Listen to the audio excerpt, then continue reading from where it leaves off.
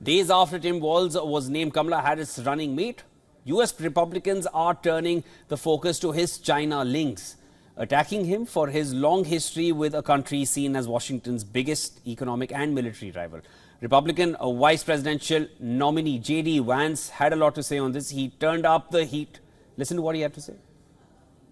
This is a guy who's proposed shipping more manufacturing jobs to China, who wants to make the American people more reliant on garbage energy instead of good American energy, and has proposed defunding the police just as Kamala Harris does. We have to be self-sufficient as a people, and if we're not self-sufficient, then it's going to allow the communist Chinese to run all over us, and that's exactly what they've been doing under the Harris administration. Richard Grenell, who served as ambassador to Germany and acting national intelligence director in the Trump administration, said on social media, Communist China is very happy with Governor Tim Walz as Kamala's vice presidential pick. Tom Cotton, a Republican senator, said that Mr. Walz owed an explanation about his unusual 35-year relationship with Communist China.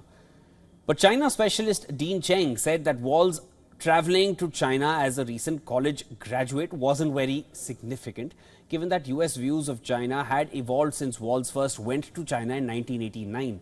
Some experts even said his experience would be an asset in dealings with Beijing.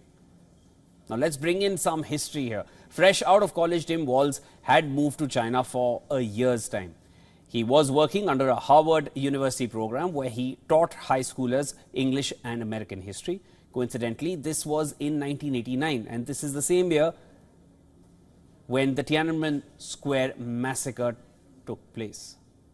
Walz painted a very different picture of China, very different to what's shown to the Americans. He once described his decision to teach in China as one of the best things he has ever done.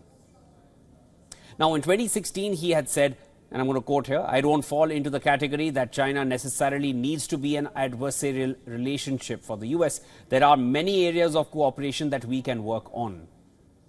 2016 is also the same year when Americans brought Donald Trump to the White House. The Republican nominee has had an anti-China stance throughout. In fact, his businessman instincts come to the fore when he says that Taiwan should pay the US for defense, since Taipei doesn't give quote-unquote anything back. Now, whether it is Walz's business setup or his meeting with Dalai Lama, everything will make headlines, more so in the next few weeks as we lead up to the presidential polls in November.